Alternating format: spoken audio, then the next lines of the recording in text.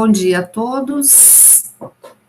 Então, hoje, na disciplina de armazenamento e beneficiamento de matérias-primas de origem vegetal, eu vou gravar a aula sobre qualidade da farinha de trigo. Então, nós vamos trabalhar essa temática de como que a farinha de trigo ela é submetida a quais análises químicas, fisicoquímicas e reológicas para atribuirmos, então, a classificação, né, dessa farinha em tipo melhorador, tipo pão, tipo biscoito e assim por diante. Então, essa aula ela foi uma aula produzida pela professora Fernanda Paula Colares, da Unicamp, que foi minha co-orientadora do doutorado, e eu trabalhei com os alunos lá da turma de Engenharia de Alimentos, então, a parte prática no laboratório. Então, a qualidade da farinha de trigo pode ser definida como a capacidade de produzir uniformemente um produto final atrativo a um custo competitivo sob as condições, né, da unidade processadora, que no caso são os moinhos. Então, quais são os fatores, né, que determinam a qualidade da farinha e também o uso dela, né, para aos diferentes produtos, né, que são originários da farinha? Temos, então, os fatores que são inerentes ao trigo, e os fatores que são induzidos pelo processo, né, de conversão do trigo em farinha. Então, o que é inerente ao trigo resulta da combinação da variedade do trigo e das condições de cultivo.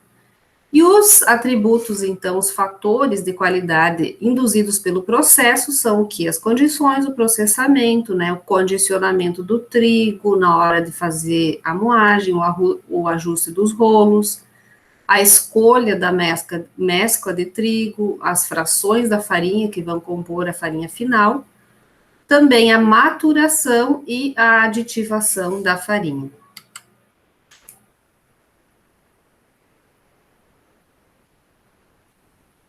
Então, o trigo, ele vai ser classificado pela qualidade tecnológica em trigo, aqui tá faltando, né, o trigo, a farinha melhoradora, né, a farinha para pão, a farinha utilizada para bolachas, para bolachas laminadas, como as cream crackers e as bolachas doces, né, laminadas, e o macarrão.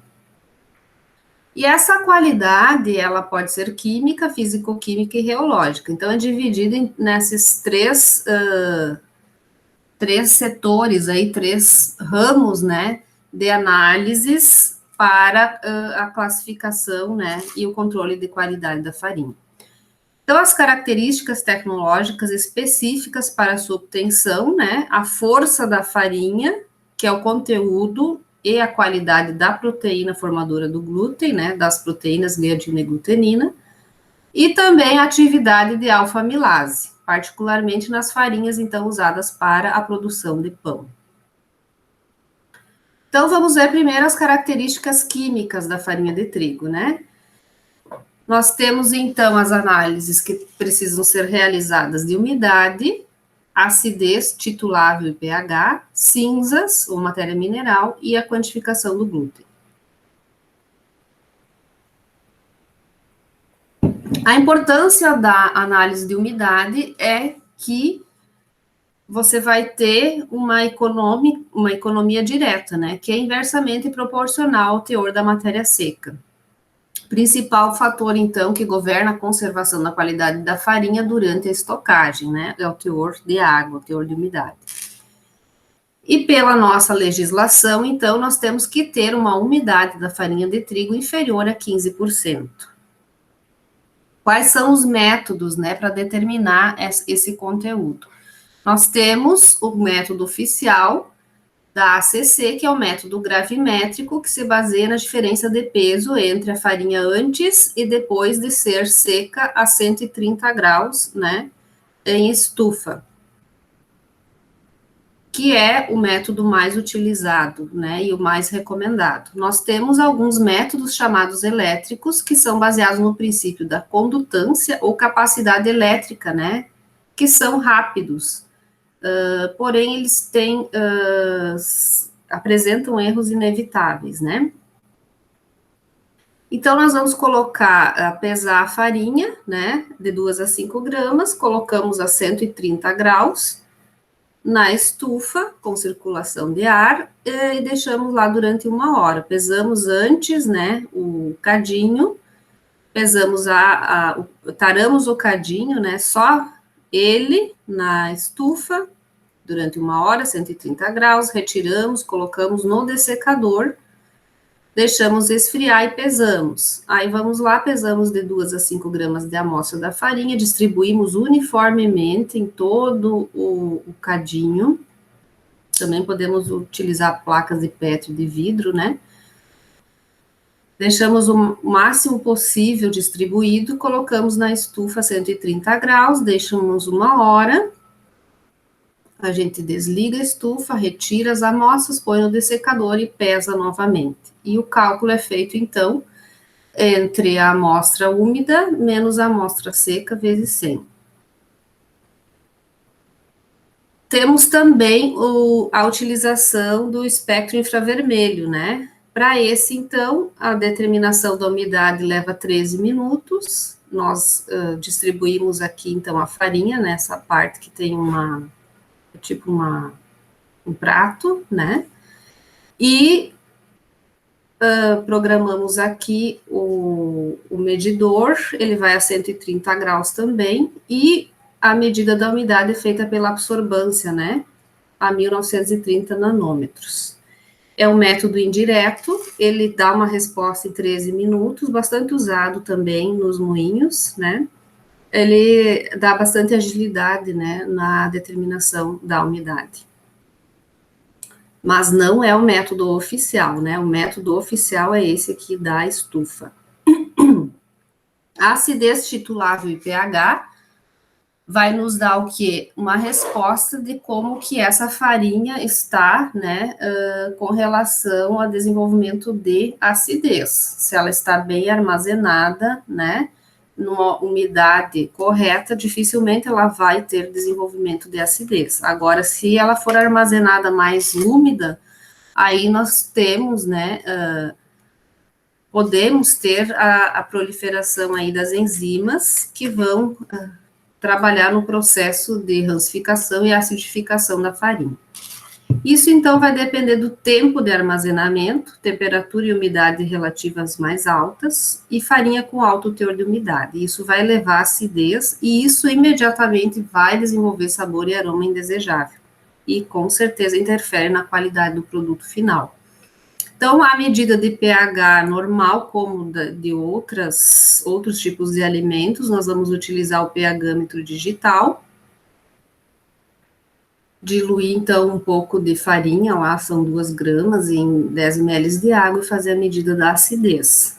Para os métodos de acidez, então, nós vamos utilizar a titulometria, né?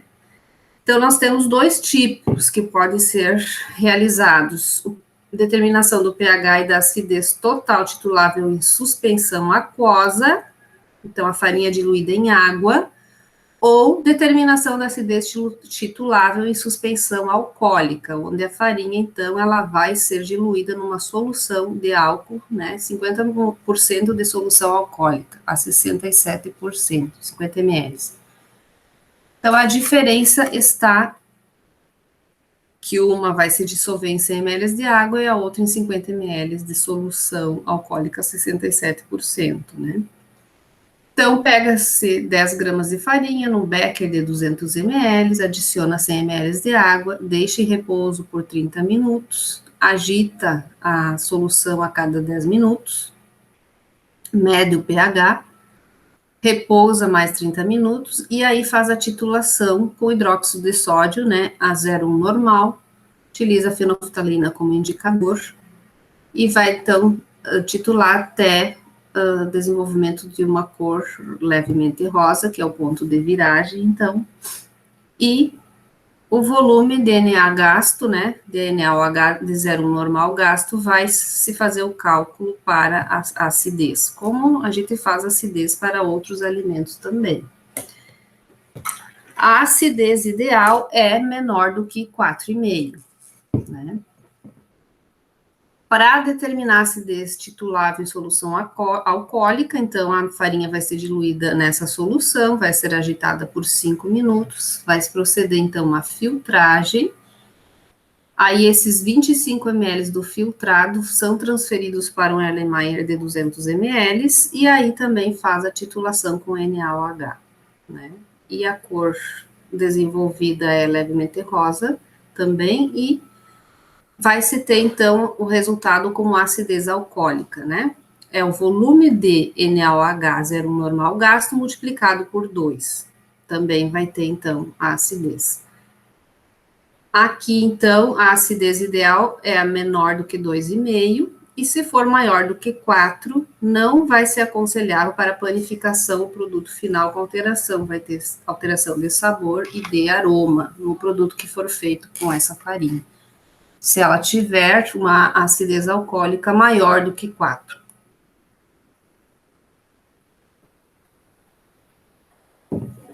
Matéria mineral, os cinzas, então, é o principal parâmetro de identidade dos tipos de farinha produzidos comercialmente no Brasil.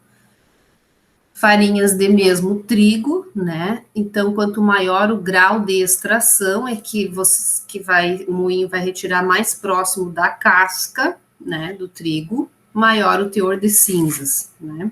Sempre dessa forma. Então, sempre uma farinha integral, que é aquela onde o trigo vai ser mais extraído, né, mais próximo da casca, vai ter um teor de cinzas mais elevado.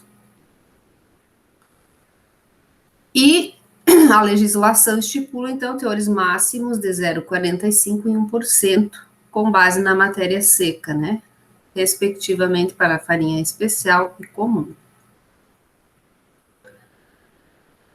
A matéria mineral, então, ou as cinzas, é o método gravimétrico também.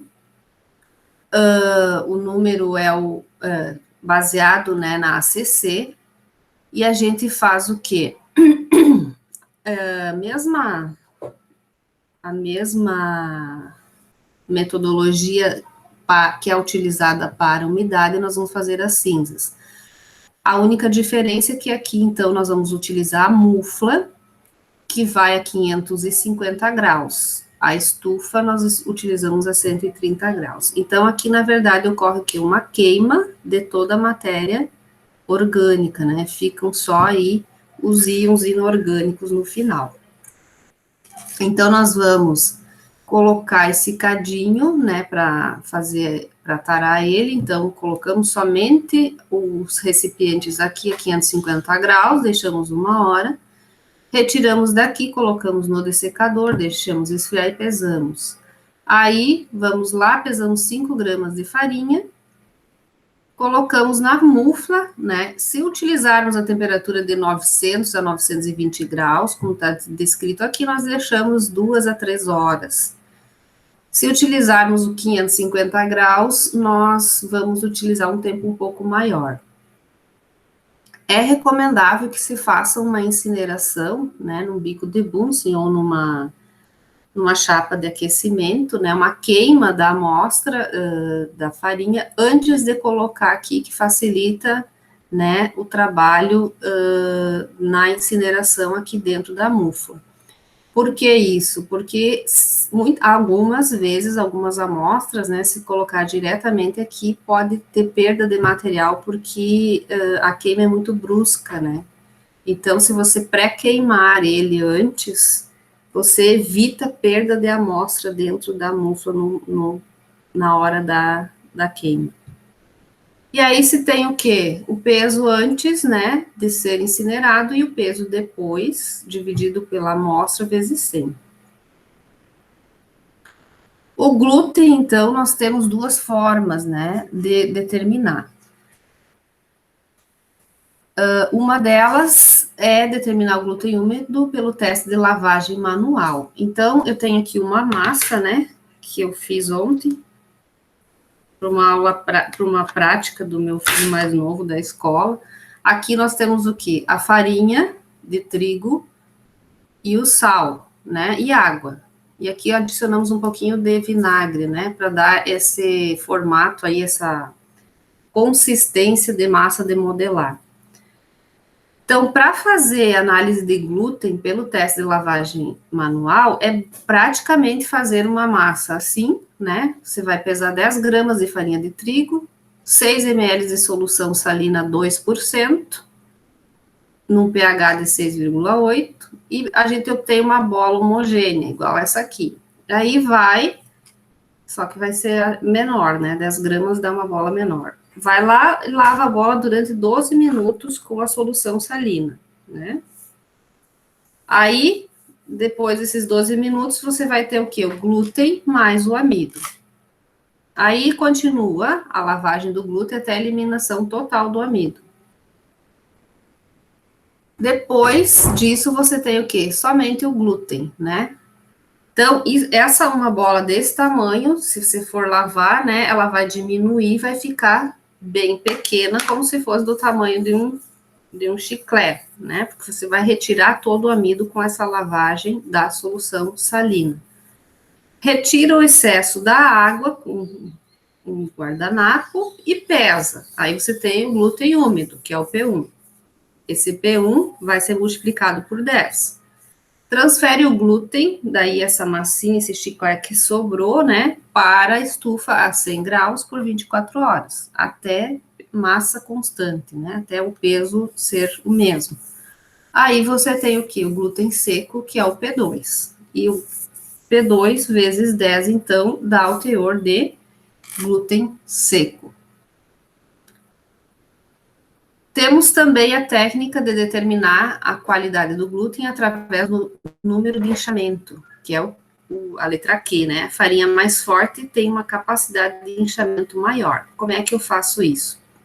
Peso 1 grama de glúten úmido, então depois que eu lavei, né, com a solução salina, divido em 30 pedaços, adiciono 100 ml de ácido lático a 0,02 normal, nesse balão de glúten aqui, né?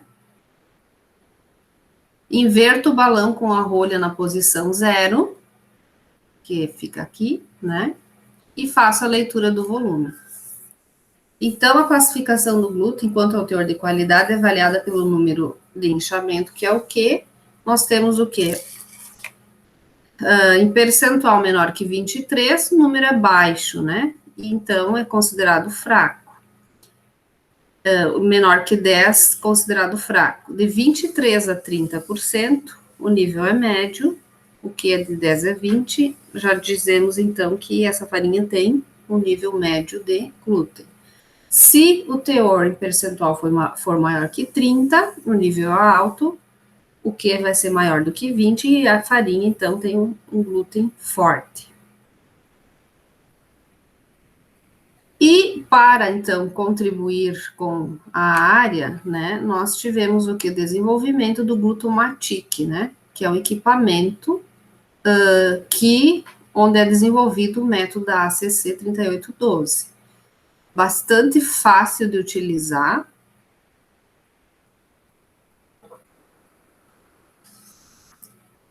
Automático, praticamente todo ele, né, então precisa fazer algumas etapas, mas que facilita muito aí a vida dos moinhos, né, e de quem trabalha com a determinação da qualidade das farinhas.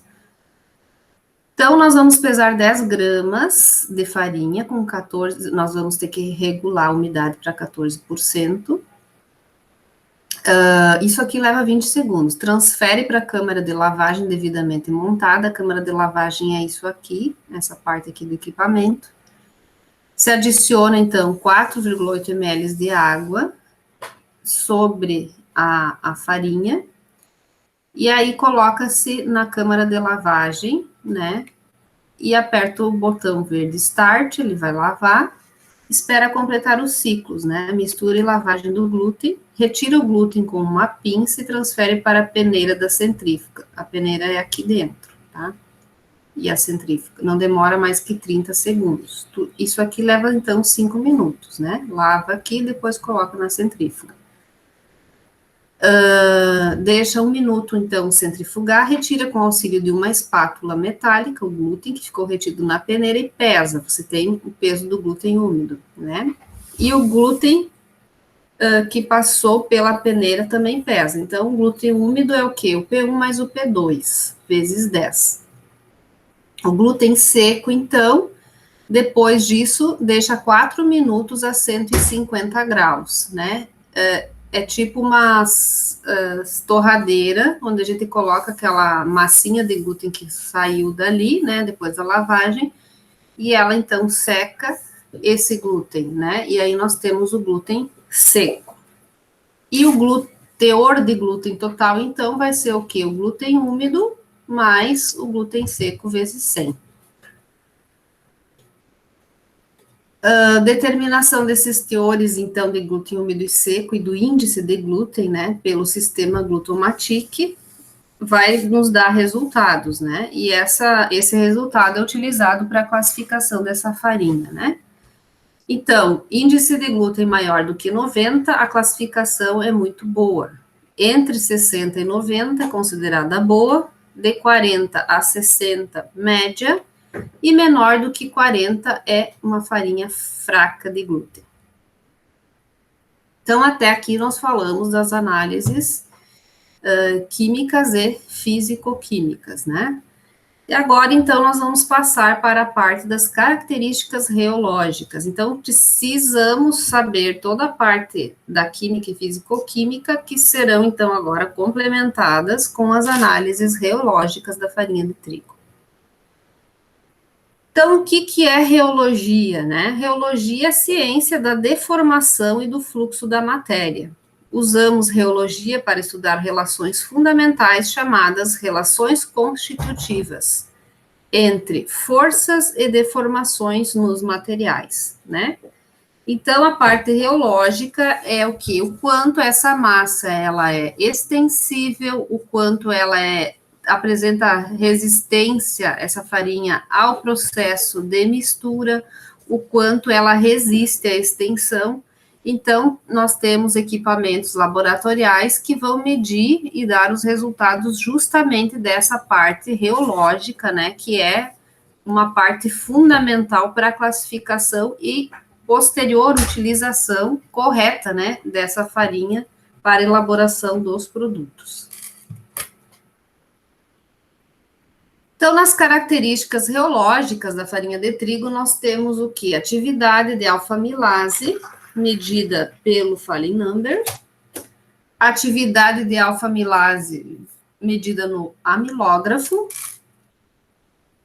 qualidade da farinha de trigo no farinógrafo, extensógrafo, alveógrafo, e também nós temos a medida da viscosidade, né, que é realizada pela análise rápida de viscosidade, no Rapid Viscoanalyzer.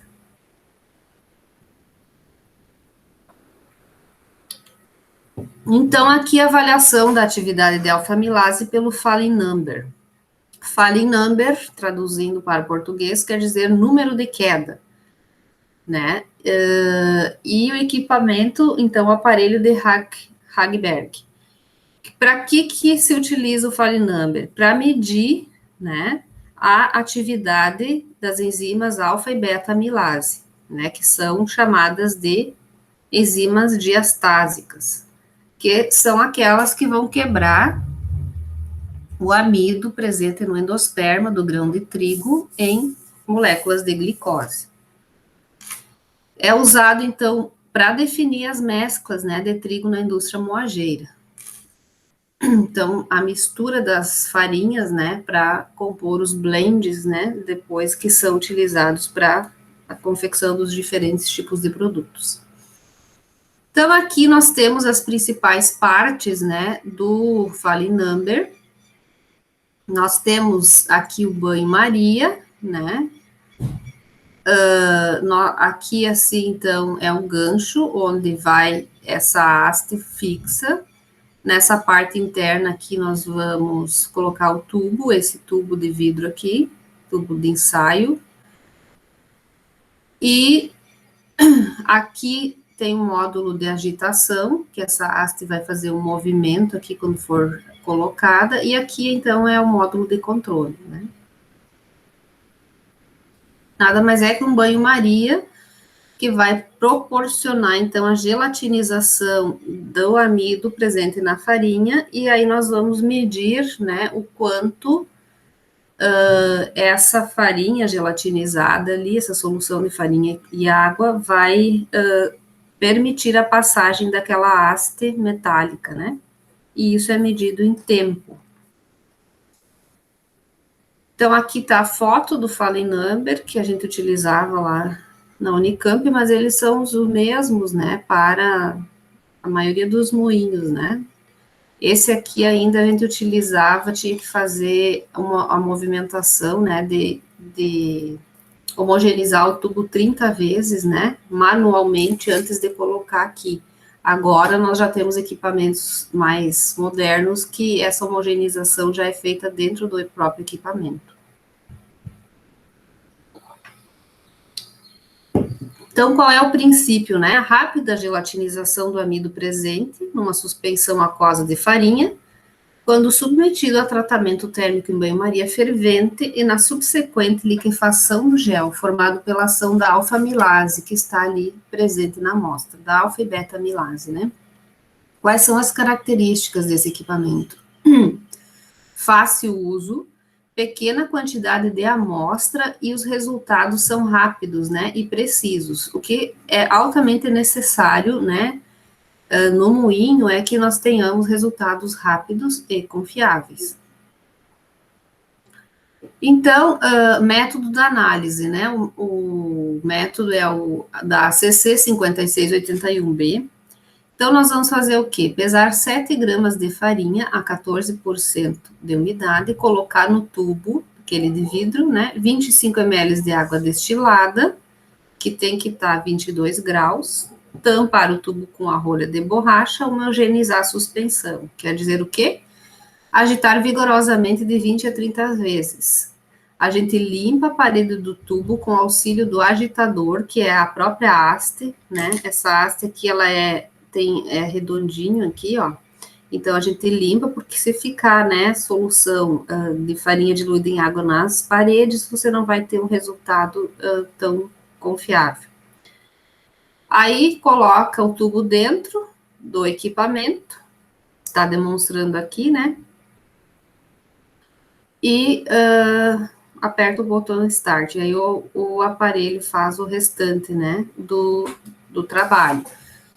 Importante, né? Essa farinha, a gente pega uma amostra de 300 gramas, ela tem que ter um mesh, né? Bem homogêneo, não pode ser farinha muito grossa e nem muito fina, que dá diferença no resultado. Desses 300 gramas aqui, nós pesamos 7 gramas. E também tem que estar corrigida a umidade para 14%. Isso é feito logo que se iniciam as análises, né? Chega lá, a farinha, primeira coisa, mede a umidade. Se tiver mais alta, aí você faz a correção lá pelo resultado no equipamento, ou senão, às vezes, dá para a gente corrigir ela e deixar 14%, para daí fazer as análises. Então, pesa 7 gramas, coloca dentro do tubo, 25 ml de água, coloca aqui, coloca a rolha, agita 30 vezes manualmente, limpa aqui com essa haste as paredes para o conteúdo ficar todo nessa parte de baixo e coloca no equipamento, né? Aqui em cima, ó, essa haste, ela fica presa, né?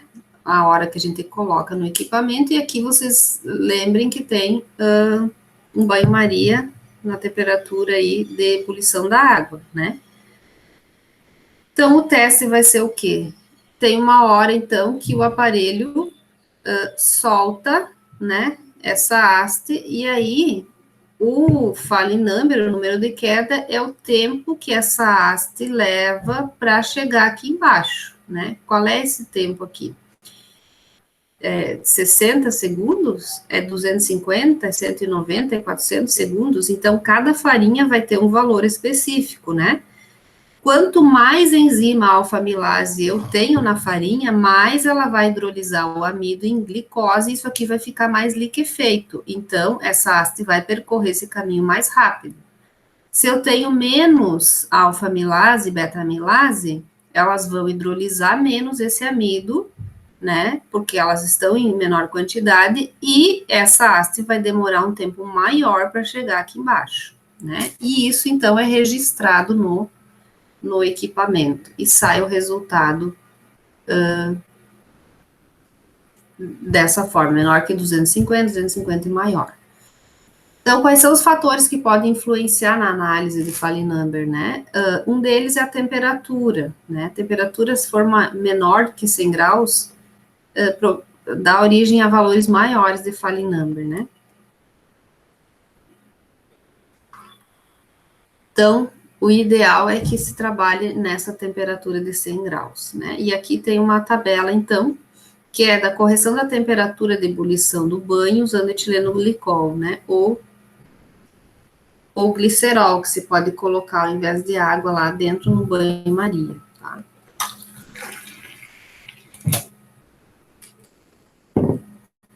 Então, fatores que influem também a granulometria da farinha, né? Então, as farinhas maior que 500 micras, eu posso ter de 0 a 10%, né? Dentro do meu pacote de farinha, né? Posso ter de 25 a 40% de granulometria entre 210 e 500, e menor do que 210, 75 a 50%. Mais ou menos é isso aqui que eu tenho que trabalhar na granulometria, né? O resultado obtido, então, é conhecido como valor de Falley number ou número de queda, e é definido como tempo total em segundos gasto para imergir o tubo viscosímetro no banho-maria, misturar a suspensão aquosa de farinha nele contida e permitir que o agitador viscosímetro desça uma distância fixa através do gel formado que se encontra em liquefação. E aí nós temos a interpretação dos resultados, né? O Falley number inferior a 150 é alta atividade de alfa-amilase, e o pão pode ser utilizado, então, vai dar um pão pegajoso, pesado e úmido. Entre 200 e 300 é o ótimo, né? E superior a 300 é muito baixa a atividade de alfa-amilase. Então, o pão vai estar com volume reduzido e o miolo seco.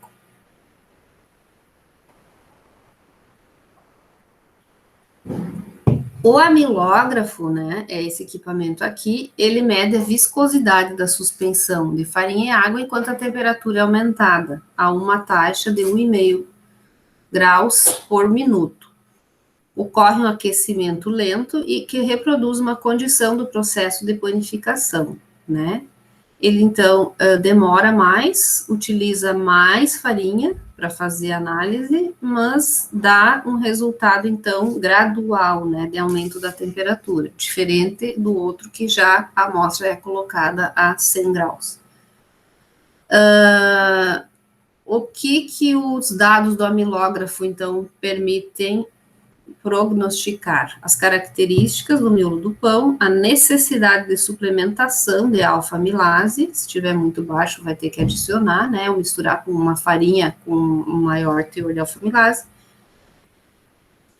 e os resultados, né, de farinhas especiais, as misturas, né, que os moinhos fazem, e aí você pode utilizar aditivos que são diastáticos.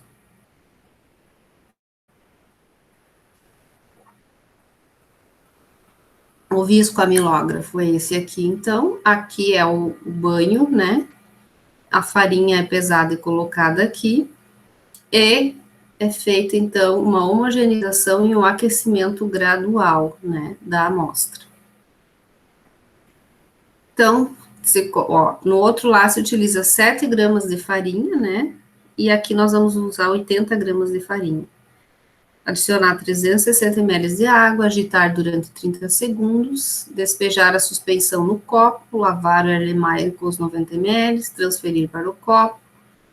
Ele é bem mais trabalhoso, né? Coloca, então, dentro lá do termorregulador, ajusta a temperatura inicial e aí ela vai subir até os 95 graus e aí depois diminui a 50 graus e daí termina o teste. Além disso, então, vai medir a viscosidade, né, que é gerada aí nesse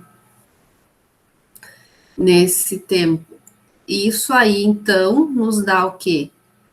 Esse gráfico aqui, né, de viscosidade. Então, nós temos aqui na temperatura inicial, a temperatura de pasta, né, e aí a temperatura vai aumentando aqui, né, e a viscosidade vai sendo registrada no gráfico. Nesse ponto, nós temos a viscosidade máxima a 95 graus. Depois, então, que ocorre a gelatinização, nós temos uma queda na viscosidade e o período, então, de resfriamento, tá? Esse período, então, de resfriamento é onde é registrada a retrogradação do amido, né? Então, aqui, ó, de 95 graus, nós vamos a 50 graus e a viscosidade final aqui é registrada a 50 graus. Vejam que é um processo de aquecimento, né? Sai de 35, vai a 65, 65, 70, que os amidos, eles começam a gelatinizar a 62 graus, né? A maioria. Vai a 95 graus, permanece 20 minutos a 95 graus e depois resfria até 50. Então, a gente vê o comportamento, né, da viscosidade dessas farinhas, tá? E vão ser registrados o quê? A temperatura de pasta, que é a temperatura para a gelatinização, a viscosidade máxima, que é essa parte superior aqui da curva, a viscosidade mínima, a 95 graus, e a viscosidade final, que é a 50 graus, né, no resfriamento. Essa parte aqui, então, mede a retrogradação, né, que é a capacidade que a amilose e a amilopectina apresentam de se reassociar no resfriamento. Tá? Influência, então, da viscosidade máxima, né, que é uma relação direta com a função da atividade da alfa-amilase. Se eu tiver uma viscosidade máxima menor que 400, é porque eu tenho elevada atividade de alfa-amilase, né, e o pão vai, resultado de uma farinha assim, vai ser úmido e pegajoso.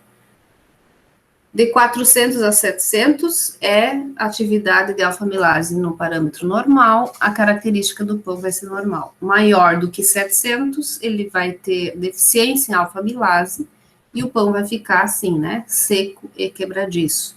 Então, pão gomoso, com alta atividade de alfa-amilase, acima do que é necessário, pão bom, com atividade de alfa-amilase normal, e o pão seco com baixa atividade de alfa-amilase. Aqui, então, nós temos a outra análise reológica, que é feita no farinógrafo, né? O farinógrafo, ele é essencialmente um misturador de massa que mede e registra o torque produzido pela resistência da massa à mistura. Então, isso acontece nessa parte aqui do equipamento, né? Por suas propriedades reológicas, então, particularmente a viscosidade. As propriedades da superfície da massa, especialmente sua pegajosidade, também contribuem para a resistência medida. Então, aqui nós vamos ter o quê? As partes, então, né, do farinógrafo e o método de análise. Nós vamos, então, pesar 300 gramas de farinha a 14% de umidade, despejar na caixa misturadora, encher a bureta com água destilada, acoplar e ajustar, apenas misturar durante 1 minuto a farinha e depois vai se adicionar a água. Raspa as paredes aqui com uma espátula de plástico, né? Então, aqui a gente coloca as 300 gramas de farinha e aqui a gente mede, né, a quantidade de água. Essa bureta, ela vem, a gente puxa ela para cá e vai adicionando essa água aqui. E aqui dentro tem um mexedor, né? Um misturador. Então, é como se a gente fosse fazer a mistura para fazer o pão, né? E isso vai sendo registrado, então, aqui nessa parte do equipamento. Essa aqui é a pena, né? A caneta que vai registrar, então, essa resistência que a farinha vai, né, ter com relação ao processo de mistura e com a diluição na água. E a gente deixa, então, depois que atinge a curva de 500 unidades farinográficas, né, a gente deixa o aparelho em movimento por 20 minutos, que é o tempo máximo a partir da adição da água. Então, esse farinograma, ele é obtido em 2 estágios. No primeiro, determina-se a quantidade de água necessária para que a curva, então, chegue nos 500, né? Isso é a correção, faz-se um cálculo, né, de quanta umidade tem essa farinha, e aí a gente calcula para ver quanto de água tem que adicionar. E a quantidade dessa água é adicionada de uma só vez, né, obtendo-se a curva padrão. E a correção, então, desses valores preliminares de titulação são de 20 unidades farinográficas de diferença, dá em torno de 0,6 a 0,8% de absorção de água. E aí nós vamos ter, né, um gráfico, né, que aqui, então, é a linha de 500, essa linha aqui, que tem um tracejado diferente. E aqui nós temos, então, o farinograma, né, que sai do equipamento. E aí, então, aqui nós temos a medida da absorção de água. Aqui no 2, essa parte aqui, então, é a medida do tempo de chegada, que é o tempo que levou para chegar na linha de 500. O 3 é o tempo de desenvolvimento, então é até essa parte aqui, né? O 4 é o tempo de saída, que é medida do que? Entre quando essa farinha chegou nos 500 até o momento que tem essa queda aqui, ó, né? Começa a cair o gráfico. A estabilidade, então, é o 5, que vai juntar o quê? Desde o tempo de chegada até a saída. E o 6, que é o índice de tolerância à mistura, né? Que é uma medida aqui também que é realizada. Então, a absorção de água é definida como a quantidade de água necessária de gramas para 100 gramas de farinha para que a massa chegue, né, com consistência ótima de 500 unidades farinográficas no ponto máximo. A absorção da água deve ser corrigida, então, para a base de 14% de umidade. O tempo de chegada é o tempo em minutos requerido para que o topo da banda alcance, né, a linha a partir do início da adição de água. O tempo de chegada é uma medida da velocidade, né, de absorção dessa água. Em geral, quanto maior o conteúdo de proteína, né, e a granulometria da farinha, maior é o tempo que leva para chegar aqui em cima.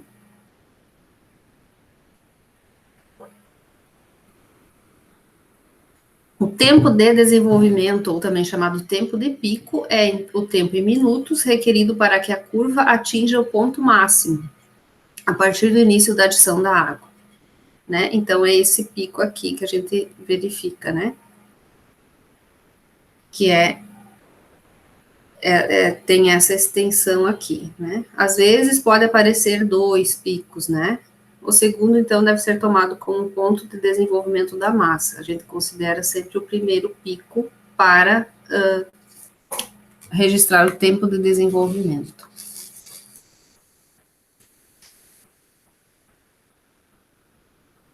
O tempo de saída, então, é o tempo que leva para que o topo da banda deixe a unidade de 500 unidades farinográficas, né? A partir do início da adição da água. É essa parte 5 aqui, quando ele sai da linha de 500. A estabilidade, então, é um intervalo de tempo em minutos no qual o topo da banda permanece acima da linha de 500 e corresponde, então, à diferença entre o tempo de saída e o tempo de chegada, né? Um menos o outro. O ITM, que é o índice de tolerância à mistura, é a diferença da consistência da massa entre o topo da banda, no ponto máximo, e o topo da banda 5 minutos depois do ponto máximo ter sido atingido. Quanto maior o índice de tolerância à mistura, menor é a tolerância da farinha à mistura. E o valor valorímetro é um parâmetro empírico de qualidade, baseado no tempo de desenvolvimento e na tolerância à mistura, que é derivado, então, do farinograma por meio de um gabarito especial fornecido pelos fabricantes do equipamento. Então, nós temos aqui 4 tipos diferentes, né, de gráficos que saem do farinograma, né? Aqui nós temos, então, no A, uma farinha fraca, né, porque ela até atinge rapidamente aqui, né, os 500, mas ela tem um pico pequeno, né, e logo sai da linha de 500. Então, ela é classificada como farinha fraca. Aqui nós temos uma farinha média, ela leva um tempo maior aqui, ela desenvolve um pico bom, porém ela logo sai da linha de 500. Então, ela é uma farinha média. Uma farinha forte, nós vemos aqui na letra C, no gráfico C, ela tem um tempo ideal de pico, né? O pico é bem formado e, ó, ela permanece bastante tempo, né, na linha de 500. Quer dizer o quê? Ela vai suportar, né, na hora de fazer o pão, o processo de mistura, depois o processo de fermentação e forneamento, né? Então, ela é classificada como uma farinha forte. E essa aqui, então, como muito forte, ó, ela não sai, né, da linha de 500 aqui, ó, só no finalzinho do processo. Então, essa aqui é muito forte, o pico se forma logo aqui no começo e ele é alto, né? Então, ela é muito forte. E aí, o que se pode fazer? Cada uma delas pode ser utilizada para uma finalidade ou os moinhos misturam elas, né, e fabricam aí os blends para as padarias e para a indústria. Então, o extensógrafo, que é o próximo equipamento, ele se baseia no quê? O princípio dele é, por meio de um processo de mistura relativamente suave e prolongado, a massa é formada, é desenvolvida até atingir a consistência máxima e finalmente é sobremisturada, ou seja, ela vai ser misturada além do ponto ótimo ou do pico de consistência, né? Então, aquela massa que nós fizemos lá no farinógrafo, nós vamos repartir as 300 gramas em 3 partes, né? Vamos colocar aqui nessas gavetinhas, né? E depois nós vamos colocar, né? Vamos modelar. Isso aqui é uma modeladora, né? Cilíndrica, uma boleadora. Vamos deixar aqui na unidade de descanso, que são as cabines, aqui tem temperatura controlada, e aqui nós temos a unidade de esticamento, né, onde nós vamos submeter essa bola a um gancho, né, que vai esticar a massa, né, e aí nós vamos ter a medida, então, do quanto ela resistiu a esse processo de esticamento.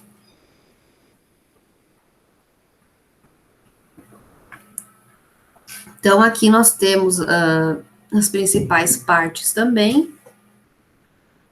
Ele é um equipamento de fácil manuseio, é bem tranquilo de trabalhar. Nós colocamos a massa no gancho aqui do ladinho, né? E essa haste aqui aparece também, ela estica a massa e isso é registrado no gráfico, da mesma forma que um farinógrafo. Então, nós vamos fazer o quê? 300, né, isso aqui nós já fizemos lá no farinógrafo, né? E aí nós vamos, então, usar isso, né? No farinógrafo, nós vamos usar o sal e a água, né? 2% de sal, farinha e a água. Então, nós vamos dividir unidades, duas de 150 ou 3 de 100, boleia, molda, né? Faz as bolas, coloca aqui para descansar, 45 minutos a 30 graus, e aí estende, né? A primeira leitura é feita após 45 minutos, aí faz um novo molhamento e moldagem da massa, coloca de volta aqui, na cabine de descanso, mais 45 minutos, estende, então é a segunda leitura após 90 minutos, repete, então, as últimas 4 etapas, né, são a terceira leitura após 135 minutos, então nós vamos esticar a massa depois de 45, 90, né, e mais 45 minutos. 3 vezes a gente estica a mesma bola, né. Aí, sai um gráfico nesse formato aqui, né? Então, a energia é o quê? É a área delimitada pela curva extensográfica medida com planímetro expressa em centímetros quadrados. Quanto maior for a área total aqui, maior a energia requerida para esticar a massa. Portanto, mais forte é a farinha. A resistência, que é o R, né, que é essa medida aqui, a extensão ou elasticidade, né, é a altura da curva a 50 milímetros da origem, expressa em unidades extensográficas. A resistência máxima, o RM aqui, é o pico, né, a altura máxima da curva expressa em unidades extensográficas. E a estabilidade, então, é essa medida aqui, né.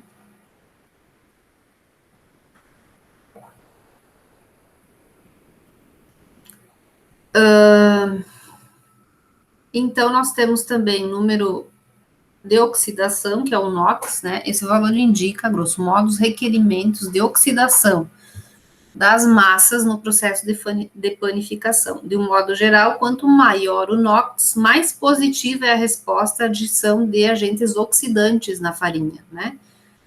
Então, se eu tiver um NOx de 0 a 20, a resposta à adição de oxidantes é muito negativa, e assim, né, aumentando a escala do NOx, maior é a resposta à adição de oxidantes. E aí nós temos também a interpretação dos resultados, né? Uma farinha forte, ela vai ter 560 de resistência, 840 resistência máxima, 155 de extensibilidade, né? E assim por diante. E aí a interpretação dos resultados, né? Se eu tenho um gráfico assim, eu tenho a minha massa, né, resultante de uma farinha vai ser plástica e curta, né? Quando dá um gráfico assim, muito alta resistência máxima, a minha farinha é rígida e curta também, né? Aqui, então, ela vai ser elástica e extensível, tem que ter extensibilidade e tem que permitir a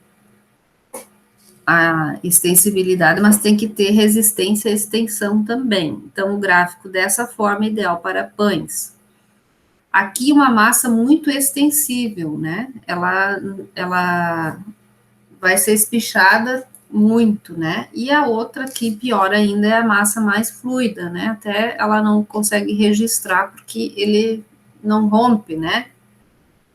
O gancho não consegue romper a massa oriunda de uma farinha assim. Então, não é usado em alimentos. Aqui, então, extensivo é ideal para biscoitos estampados, do tipo Maria, né? Bolacha de maisena e assim por diante.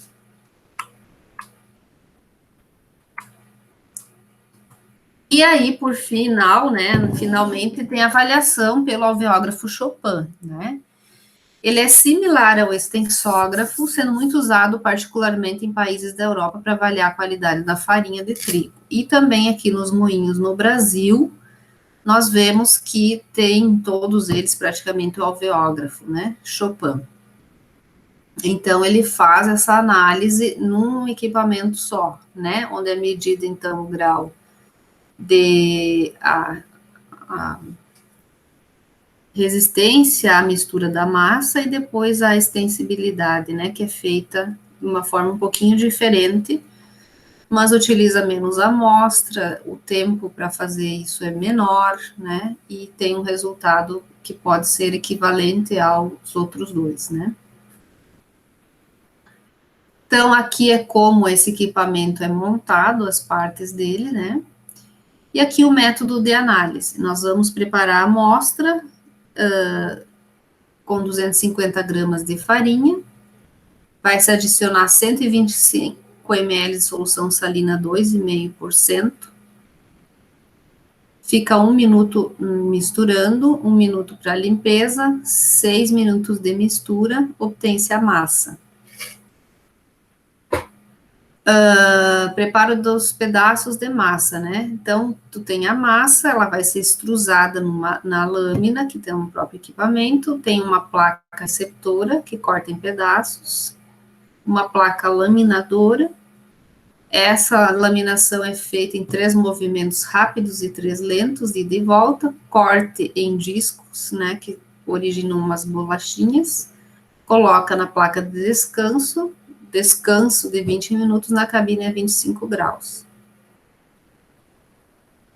Aí depois, então, a extensão desses pedaços da massa, então, são feitos 28 minutos após o início da mistura, transfere para o centro da placa, que é aqui assim, tampa, enrosqueia o anel, baixa a placa móvel, espera 5 segundos, retira o anel e tampa circular, abre o orifício da placa, fixa na posição 2, injeta ar sobre essa lâmina de massa através do bulbo de borracha, que é aqui, então, forma-se a bolha, né? Essa bolha, então, o aparelho registra, né, a insuflação desse ar e até onde a bolha vai estourar, né? Isso é medida, então, da extensibilidade da massa. E aí você obtém o alveograma, né? O alveograma, então, vai ter o quê? Um registro de P, né? Que é esse ponto de chegada até aqui em cima, né? No pico, o L e o W, né? Então, pressão máxima é o P, é a média das ordenadas máximas, medidas em milímetro e multiplicada por 1,1. É expressa em fração decimal de milímetro e relaciona-se com a resistência da massa à deformação, né? O L é a abscissa média de ruptura de cada curva e a medida em milímetros sobre a linha da pressão zero, da origem da curva ao ponto correspondente verticalmente, né? Expressa em valor inteiro aproximado. É o comprimento, então. A energia de deformação da massa, que é o W, então, é a curva média traçada com base nas médias das ordenadas. Se as curvas são próximas, a estimativa visual da posição da curva média é suficiente. Se elas são longe, ficam longe, né, dispersas, as ordenadas médias devem ser calculadas, pelo menos 2 pontos espalhados sobre a abscissa, entre o ponto de pressão máxima e a abscissa de ruptura L. Então, é um cálculo que é feito, né, para se obter, então, o W, né. E aí nós temos aqui, então, alguns alveogramas que mostram, né, a massa normal, a massa pouco extensível e a massa excessivamente extensível. São gráficos bastante parecidos com o que a gente obtém, né, unindo aí o extensógrafo e o farinógrafo, né. E aí nós temos, então, os parâmetros, né, os usos. Se P for menor ou igual a 45, L maior que 98, a relação PL de 0,50, o W maior que 150 se utiliza para o pão francês, né, que é o que mais tem que resistir ao processamento, né, e assim por diante, né, aí é a classificação aonde que você vai utilizar, né, essas farinhas. E, por fim, nós temos a avaliação pelo RVA, né, Rapid Visco Analyzer, que é a mesma análise que é feita no amilógrafo Brabender, só que aqui nós utilizamos o quê? Um tempo de análise bem menor e também a quantidade de amostra menor, ele é automatizado, quem faz a análise, né, ele vai só ter o trabalho, então, de pesar a farinha e adicionar água e colocar dentro do equipamento. Ele foi construído, então, inicialmente para detectar a germinação de grãos em silos de trigo de forma rápida através da determinação da alfa-amilase. Então, aqui nós temos os copinhos, né, que a gente fala, são os copinhos, aqui é a haste que é encaixada dentro aqui do equipamento, e aqui, então, isso aqui vai fazer a homogeneização, no processo de mistura, né, e aqui vai ocorrer, então, a gelatinização do amido, e isso vai resultar também em uma curva, né, de viscosidade. Então, nós levamos aqui 13 minutos, né, para fazer essa análise. Aqui está, então, a temperatura e a rotação, né, da haste no processo de mistura.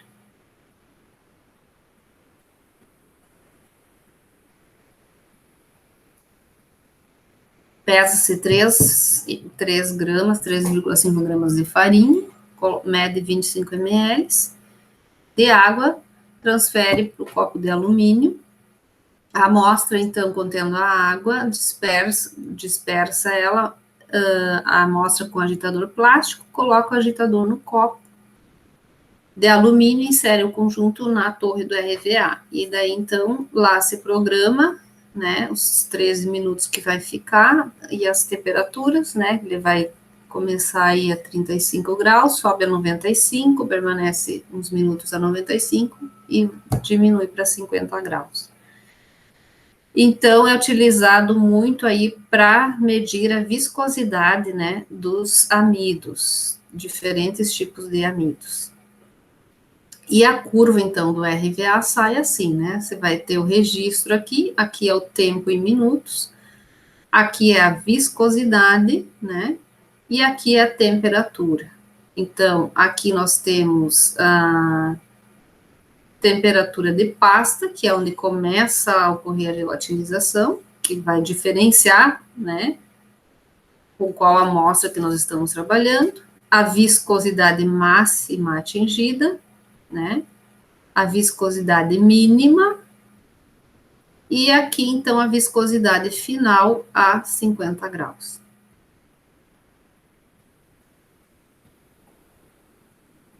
É uma análise mais rápida, né, você vai usar 3 gramas de amostra, ao invés de usar lá 200 gramas, ela é feita no equipamento, você manuseia muito pouco, né, e ela nos dá uma resposta idêntica, né, ao que o amilógrafo poderia nos apresentar.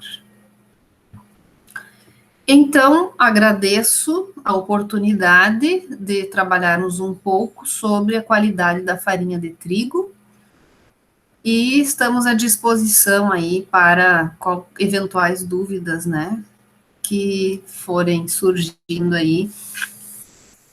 Vocês podem questionar na próxima aula diretamente no ambiente do Moodle. Muito obrigado e até a nossa próxima aula.